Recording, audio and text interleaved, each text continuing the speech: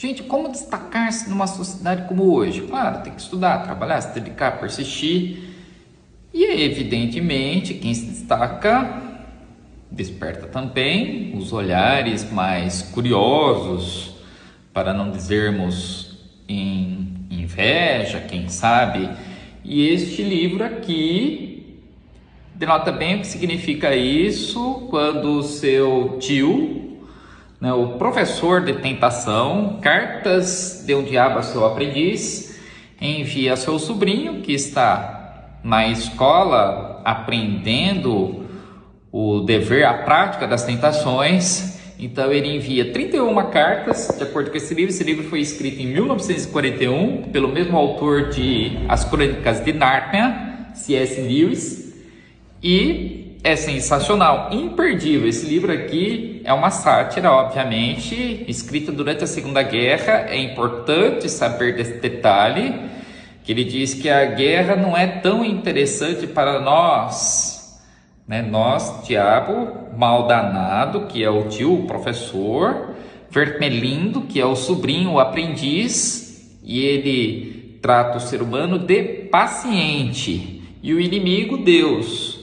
Então, essas são as personagens principais. O paciente, ser humano, é aquele que é tentado. Então, com relação à guerra, ele diz que a guerra não é interessante para eles porque aproxima o homem da redenção. As pessoas ficam mais religiosas, se inclinam mais para Deus. Então, é muito melhor que um paciente, por exemplo, esteja nas mãos de um médico ruim do que a guerra, pessoal. Tem alguma coisa errada com o aplicativo aqui, mas não tem problema.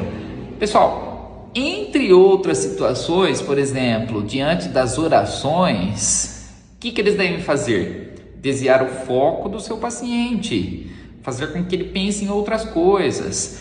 E os extremos são interessantes também. O extremo pacifista, o extremo radical. Isso é ótimo para o diabo. Outra coisa, eu sempre faço as anotações aqui para não esquecer, com relação à oração, à guerra, à perda de foco. O jargão é muito mais interessante do que se aprofundar nas ciências, nas políticas. Então, eles fazem com que o paciente valorize mais o jargão, por exemplo, uma frase de efeito repetidas vezes, e não se inclina dessa forma aos estudos mais aprofundados, à razão, à criticidade. Então, esse é um trabalho do diabo também. E aqueles que se destacam, aqui eu vou chegar no tema inicial, eles são podados como se fosse um milharal. Tem vários pés de milho de tamanhos diferentes. Simplesmente você passa uma foice e nivela por baixo, como acontece nas escolas, por exemplo. Nas escolas, aquele que se destaca, aquele aluno que aprende antes, tem que esperar o aluno que nem começou a ler a cartilha ainda. Tem que esperar ele acabar, de braços cruzados, sem que façam alguma coisa em nome da democracia, em nome da manifestação igualitária, da uniformidade. Então, esse que se destaca, ele é aquietado. Então, é isso o que apregou o diabo. E o clímax desse livro, pessoal, é o final, após as 31 cartas, dizem que foi escrito 20 anos depois. É um brinde em que os professores, uma espécie de formatura, baile de formatura não, uma espécie de entrega de certificado, um discurso em uma formatura com a nova turma que é formada naquele momento. E ele faz um discurso bastante interessante, que eu marquei alguns trechos. Por exemplo, a democracia é a palavra que vocês devem usar para mantê-lo no cabresto, manter o paciente no cabresto, manter as rédeas. O ótimo trabalho da corrupção da língua humana, que nossos especialistas em filologia já fizeram, torna desnecessário alertá-los para o fato de que eles nunca poderão dar a essa palavra um sentido claro e definível. Estão deturpando a democracia. Vocês devem usar a palavra como se fosse puramente mágica. Caso prefiram, usem-na apenas pelo seu poder mercadológico. Olha só como pensa o diabo e vejam se eles não têm razão em suas intenções.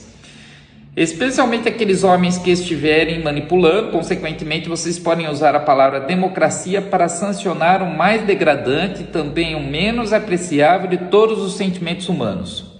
Podem fazê-la assumir um tipo de conduta não apenas descarada, mas até com certo brilho positivo de autoaceitação, que se não for defendida pela palavra mágica, será ridicularizada por todos. O sentimento a que me refiro, obviamente, é aquele que predispõe uma pessoa a dizer eu sou tão bom quanto você. Ninguém na seleção do Tite, por exemplo, tem o Neymar, tem o zagueiro, tem outros jogadores, não são iguais. Um é melhor que o outro. Não devem ser tratados como iguais. Então, o diabo, muitas vezes, na maioria das vezes, não pensa assim. Eu sou tão bom quanto você. Acredite nisso. O cão São Bernardo jamais dirá isso para um cachorro de brinquedo. Nem o estudioso para o ignorante. Nem a pessoa que tem um emprego para um mendicante.